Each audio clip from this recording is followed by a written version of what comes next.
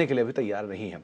बहुत बहुत शुक्रिया लक्ष्मण जी, आगे भी इसमें हम आपसे अपडेट लेते रहेंगे समय समय पर। लेकिन अब क्योंकि ऑटो स्पेस की बातचीत भी हो रही है, तो हमारे साथ देश की सबसे बड़ी passenger vehicle company Maruti Suzuki के senior ED Shashank Srivastava sir भी मौजूद हैं बातचीत करने के लिए। शशांक सर नमस्कार, स्वागत है आपका कार्यक्रम में। सेक्टर में बातचीत करने के लिए बहुत कुछ है और इनफैक्ट पिछले हाफ के बाद तो सिचुएशन बहुत बदली भी है। तो मैं शुरुआत करता हूँ पहले तो जो हमने पिछला हाफ देखा, first half of the financial year देखा, उसके बाद अभी के लिए सिनेरियो किस तरह का है, कैसी डिमांड है स्पेशली रूरल एरियाज में, टीयर 2 टीयर 3 सिटीज़ में, पिकअप कितना अच्छा है, सप्लाईज कैसी आ रही हैं पीछे से, क्या गाड़ियाँ ठीक से सप्लाई हो पा रही हैं, क्या सिनेरियो बन रहा है, क्या ग्राउंड सिचुएशन है अभी? जी, मैं अभी आपको सारे डिटेल्स देता हूं और सबसे पहले तो सीएनबीसी आवाज को मुबारकबाद देना चाहता हूं सालगिरह पे। और बहुत अच्छा काम किया आप लोगों ने बिजनेस की जर्नलिज्म में, और उसके लिए मैं आपको बहुत बहुत मुबारकबाद देना चाहता हूं। जहां तक ऑटो इंडस्ट्री के वॉल्यूम्स का सवाल है, हम अगर अब कैलेंडर ईयर की बात करें 2021 की, तो 2021 में दो बड़े सिचुएशंस एमर्ज हुई हमारी इंडस्ट्री में। सेकेंड वेव आई कोविड की, जो कि कई मायनों में फर्स्ट वेव से बहुत ज्यादा बड़ी थी, both in terms of the number of fatalities, the number of cases, and also in terms of geographical spread. इसका जो ज्योग्राफिकल स्प्रेड था वो बहुत लार्ज था। पहली वेव में सिर्फ अर्बन एरियाज अफेक्टेड ज्यादा थे, जबकि दूसरी वेव में अर्बन और रूरल दोनों अफेक्टेड थे।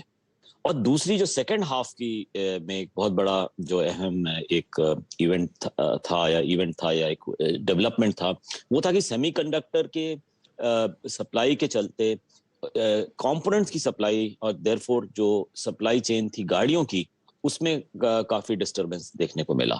तो डिमांड पैरामीटर्स की जो आप बात कर रहे थे, उसमें अगर हम डिमांड पैरामीटर्स की बात करें, इंक्वायरीज की या बुकिंग्स की, वो तो इस समय काफी स्ट्रांग हैं। और लेकिन सप्लाई साइड के चलते जो रिटेल होना था वो उतना नहीं हो पाया, और इसी वजह से जो पेंडिंग बुकिंग्स हैं इंडस्ट्री में वो काफी ज्यादा हैं। और अंदाजा ये है कि पेंडिंग बुकिंग इंडस्ट्री में लगभग 5 लाख के करीब होंगी, जिसमें मारुति सुजुकी की करीब 2,40,000 से 2,45,000 पेंडिंग बुकिंग्स है। तो वेटिंग पीरियड कुछ बढ़ गए हैं इस वजह से। और एक चीज और, एक दिलचस्प चीज बताऊं मैं 2021 की, कि despite these two big factors, it was only the third year, 2021 सिर्फ तीसरी बार है इंडियन ऑटो इंडस्ट्री में जब हमने 3 मिलियन पैसेंजर व्हीकल सेल का आंकड़ा पार किया। ये सबसे पहले 2017 में हुआ, फिर 2018 में हुआ, और अब ये तीसरी बार हुआ है 2021 में।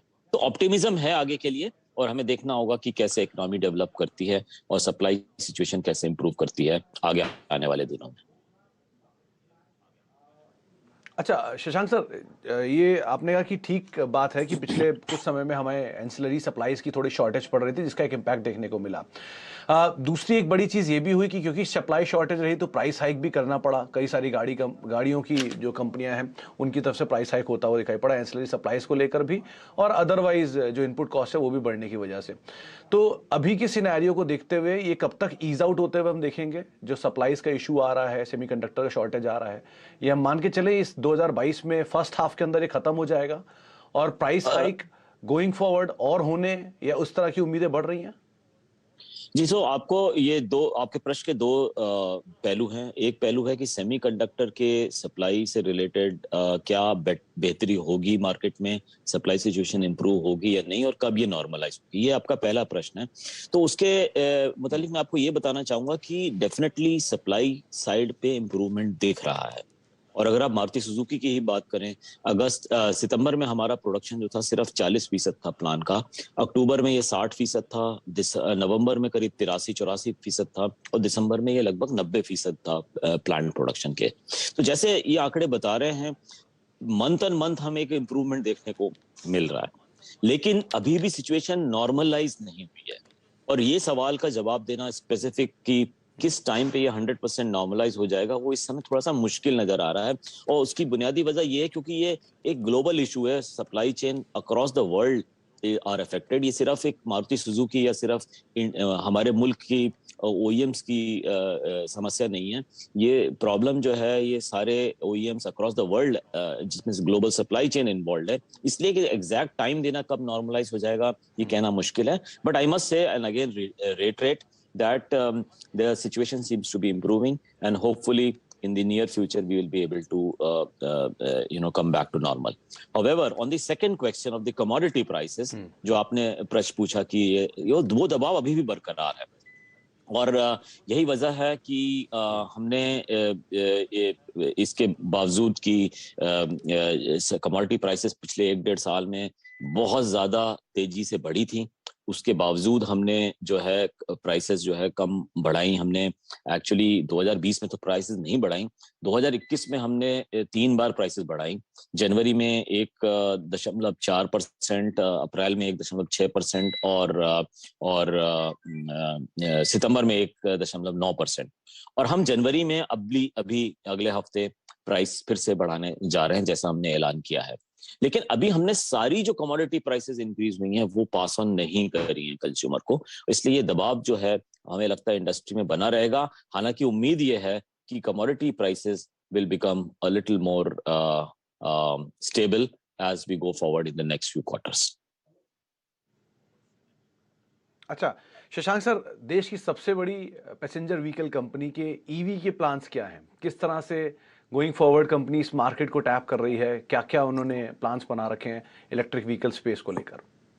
जी, तो ये ईवी व्हीकल्स की मैंने पहले भी जो डिस्कशन किया है इस मौजू पे, मैंने ये बताया है आपको कि हमने ऐलान कर चुके हैं सुजुकी मोटर कॉर्पोरेशन की 2025 के पहले ये गाड़ी ईवी लेके आएंगे इंडियन मार्केट के लिए। और इस समय हम स्टडी कर रहे हैं पूरे इकोसिस्टम का हमारे कंट्री में, ताकि कस्टमर्स को एक कोई परेशानी ना हो ईवी के यूसेज में।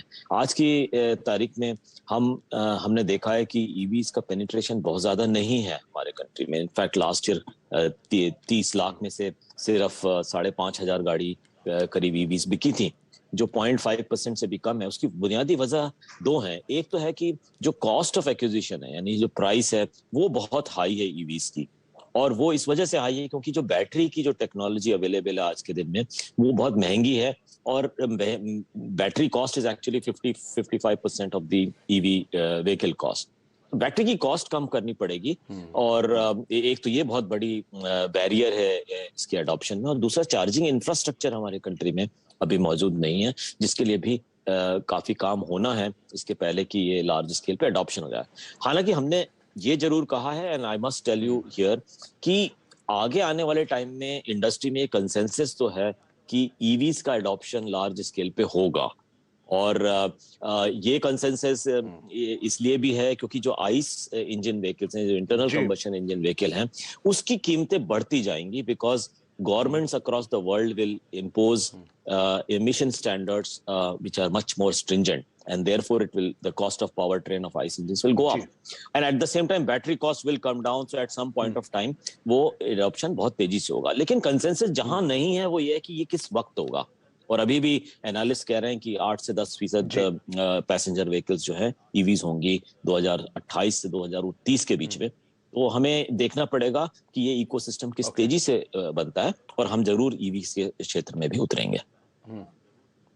जी, चलिए, बहुत बहुत शुक्रिया शशांक सर, खास दिन हमारे साथ मौजूद रहने के लिए, हमसे बातचीत करने के लिए, पूरी तरह से कंपनी के सभी नंबर्स पर सफाई से चर्चा करने के लिए बहुत बहुत शुक्रिया सर, अपना समय में देने के लिए, हमसे बातचीत करने के लिए। जी, और फिर से मारुति का stock more less flattish tone पे ही अभी कामकाज करता है। जी जी, बहुत बहुत शुक्रिया सर, बहुत बहुत शुक्रिया हमारे साथ मौजूद रहने के लिए। 116 रुपए नीचे, करीब 1.5% के आसपास गिरावट मारुति के स्टॉक में देखने को मिल रही है।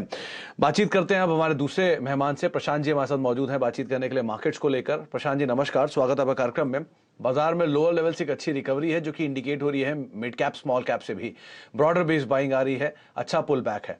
कैसे रीड कर रहे हैं आप मार्केट के नंबर्स को? क्या लेवल्स लॉन्ग करें, शॉर्ट पे जाएं, हायर लेवल पे सेलिंग करें, किस तरह से आप मार्केट्स को रीड